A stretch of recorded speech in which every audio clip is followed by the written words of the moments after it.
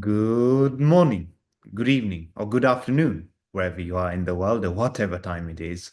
It's been quite a while since I touched base with you all. I felt it was important to do so, as I thought it was probably a good moment to pause and share what's been going on. One of the reasons why I've been holding back from talking for a few weeks is, well, I've been building, yes, but also because some of the work I've been doing hasn't really been the sort that shouts for attention. It's been the kind that requires a bit more work in the background and things I cannot share publicly yet. Now, I'm in cold but getting warmer Chicago, all the more for heating up the structure and execution of my work. Still very much in 20% learning and 80% builder mode, I've moved from the lab bench, so to speak, to the keyboard and have been slowly, carefully translating the work I did at Temple University into something a bit more real, a bit more defined. So, what have I actually been up to? Well, first things first, I've got some very exciting news that I can soon reveal.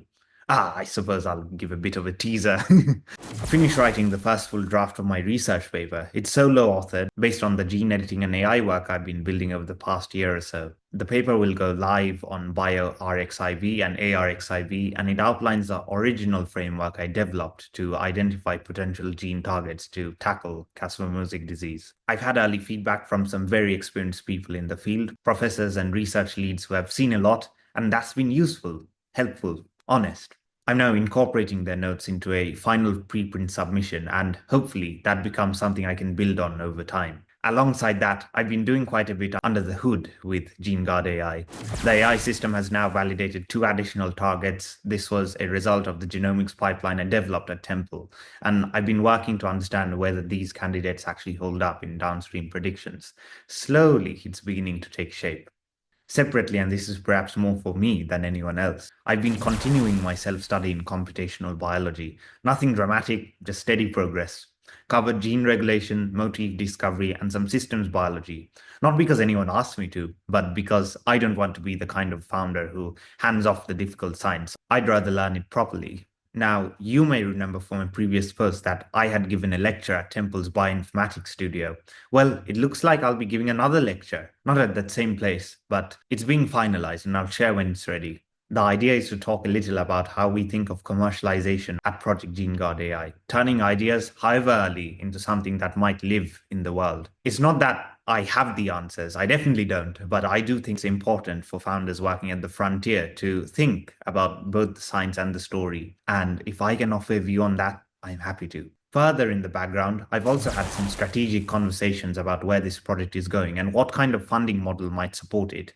Nothing I can share just yet, it's all internal and with stakeholders, but it supported me in mapping the path forward with more clarity. There are also 2 media features confirmed, which should strengthen the communication side. I'll talk more about those when they come out, but for now, they're part of a broader effort to explain what we're doing and why. And in terms of what's next, well, I've been putting together a lightweight demo of the GeneGuard engine. Just a simple tool that helps visualize how we discover and rank gene targets. It's still early days, but it's something, and I don't expect to get an award for the design. A few final notes, more reminders to myself really. I have to present some of the newer CombBio insights in my next call with my academic mentor. I'll follow up with a few people I met at the Cancer and Epigenetics event in Philly. There are some ideas floating around about gene regulation that I want to explore a bit further. And the rest is all just internal work that I'll be able to share in the future. So that's where things are. Not flashy, not explosive, but a lot of steady movement in the right direction. And something that I've learned over the past month, and as a motto, is when one door closes, another door opens. I'll check in again soon with a bit more show, hopefully. Until then, thank you for staying tuned. Thank you for believing in the work. And if you're working on something long and steady too, I hope it's going well. Thank you to all who have supported me the past few weeks, months, and the year. Your input is instrumental, and we're moving faster and faster day by day. Thanks for watching, and I'll see you next time. Let's just hope the whiteflies haven't put a bounty on me yet. It's been real.